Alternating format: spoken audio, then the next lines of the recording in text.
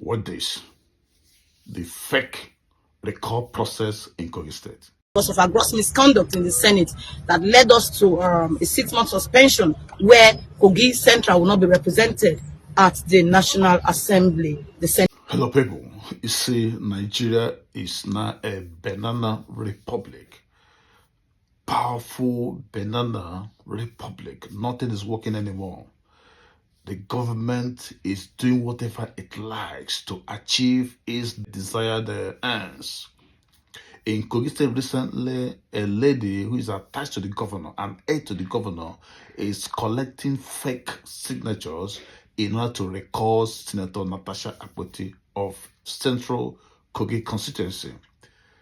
She's gathering people, having lines of people who are keen up to go and sign forged signatures in order to have signatures to recall Senator Natasha Akpoti. As you can see here now, the lady is talking about it. She says she's a concerned citizen of Kogi State who wants to have a representative at the House of Assembly, that they cannot stay without a senator, that she has to go so that another person will be appointed or elected. See what she say here now. At the National Assembly, the Senate arm. So we have come to recall her back so that we can have a representative in the Senate. Because as a people, we cannot afford not to have a representative in the Senate arm for another 1 year.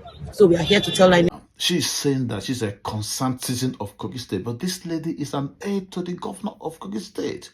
All they are planning is to see whether they could recall Natasha through a fake process and install the former governor of Kogi State, Yaya Bello, who stole billions of naira from the treasury.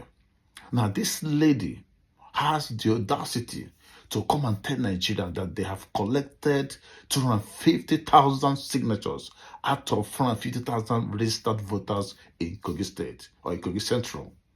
It's all lies. This is just an agent of destruction. They sent her to go and collect those fake signatures from people, and this is what they are doing. See how they're collecting the signatures. Watch.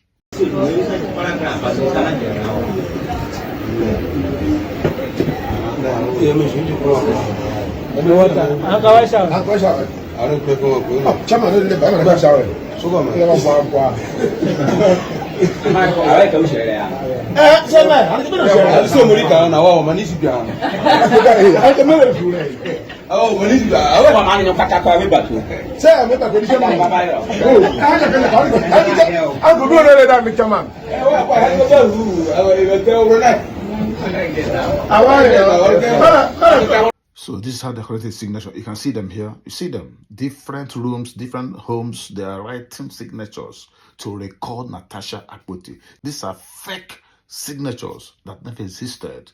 This lady, in her boldness and courage, out of stupidity and foolishness and greed and ignorance, she is telling us that the signatures have been collected. See how they're collecting them here in different homes. Youths, girls and boys are writing signatures. Fake. The last video you saw where people queued up to go and sign a signature for recall. All those things are fake. None was real. See where they're signing them here. But the lady was busy talking that she's a concerned citizen of Kogi State, that they cannot stay without a representative at the Red Chamber, that they want to have somebody represent them, that it cannot happen, that they want to record so that somebody else will go and represent them. Just see what she's saying again. Just watch. Received, all other documents have been received. This is the acknowledgement copy of the petition. Is it the entire constituency or just a group of people? Under which platform are you representing? Okay, it is a concerned Kogi youth and women. Okay. Yes. And who is controlling this? Talking about Banco is a personal business, or it's a personal thing. We are members of our constituents, and we're saying we don't want her anymore because you cannot afford not to have. Now, this is the lady that said that she's a concerned citizen of Kogi State, but she's an aide to the governor that sent her to collect those fake signatures from ignorant voters of Kogi State. And nobody is even signing anything. It's fake. As you see, it's fake. Now, I want to show a video that happened during the 8th Assembly or 7th Assembly when Saraki was the Senate President. The thing they are accusing Natasha of, that she was showing some kind of misconduct in the House, was the same thing Akpabio did when he left his seat at the Red Chamber to another seat, and Saraki warned him, but he was not suspended for asking for his right. He was standing for his right then. Nobody suspended him.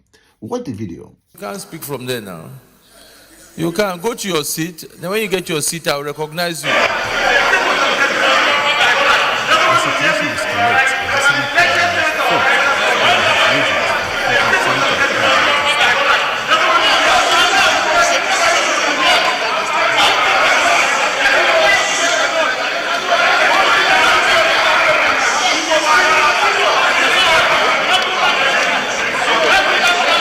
I sat next to Senator Kwankwaso until I was led by the sergeant at arms that this is my seat. I asked the clerk. I asked the clerk whether he allocated that seat to you. He said he didn't. He told me he would prefer to sit here. So I said there is no microphone there, but he said he would still prefer to sit there. So you can see, Akpabio was angry that he was asked to go and sit in another seat by the clerk of the House. But at this Akpabio was not suspended when he did the same thing Natasha did. So Akpabio is not pretending that he never did this in those days. When he asked for a seat and he was asked to stay there, but he was not suspended. There was no record process to get him out of Senate. But this is something he's doing to Natasha, who still deserves a seat at the Chamber. Upon that, there was a sexual harassment accusation against Akpabio. Of all these things, Akpabio still had the courage to suspend Natasha, at the same time wanted to recall her from her senatorial zone. This is what I'm telling you, that everybody is acting like there's no God anymore. Nobody cares anymore. This is what they are doing. Now, I want you to look at this picture. This is the picture of the people that have collected the fake signatures. See how they are looking like criminals. If people are saying on the internet that they are criminals, they are looking like kidnappers. They line themselves up and place the bags of fake signatures, the paper they collected with the stupid signatures. See how they are lining there like idiots. This is an aid to the governor arranging all these fake things. Now look at what woman is saying again. When the journalist was asking her whether somebody is bankrolling her, she said no. She's a concerned of Kogi State. Watch it. And who is bankrolling this? Talking about bankroll is a personal business, or it's a personal thing. We are members of our constituents, and we are saying we don't want her anymore because you cannot afford not to have a representative. So nobody is bankrolling. Well, we are the one that voted her, and we are saying we don't want her anymore. So we're not. Nobody is bankrolling. Nobody is having any personal issue with her. It is just what it is. So you see, she just came out to deceive people that she's a concerned citizen, not knowing. See her identity here. See her identity. I'm Aide. She's a special assistant. Even, by the way, they've even promoted her to special assistant to the governor on all those media rubbish. This is what is happening. People are doing whatever they like in Nigeria. The executive is scattering the country. The judiciary can no longer interpret the law. The legislative arm can no longer formulate the law and stand up for what is good. The executive has pocketed the legislative and the judicial arms in its pocket, and nobody is talking. They are saying that an untenable mandate will stand. What kind of mandate is that? Is your mandate of criminality, mandate of thievery, mandate of brigandage? What kind of mandate is that? Recently, they removed a sitting governor in Rivers State through martial law. There was no breakdown of law and order in Rivers State, but they went ahead to do it because they feel that Nigerians are fools. Nigerians can't do anything. Nobody cares. The rule of law has been trampled upon. The judiciary can no longer talk. The legislature is gone.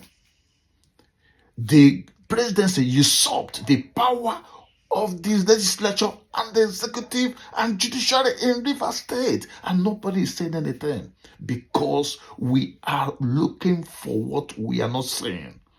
If this thing continues, this is a clear invitation to anarchy and turmoil, and when it starts, the problem might not stop. Let us stand up and rise to the occasion and say enough is enough before the country is destroyed. Nobody is, one day a carpenter will become a medical doctor. One day an Eboro will become a chief judge of a state. One day a kolekole, this people that drive kolekole, will become a matron in the hospital, because we don't want to follow the rule of law. Nobody cares. Nobody cares anymore. Anything can happen. Anything can be. Nobody cares. It's pathetic and grotesque that we are seeing Nigeria of today behaving like a country worse like Somalia. Nigeria is worse than Somalia. Somalia is more organized and more arranged than Nigeria as of today.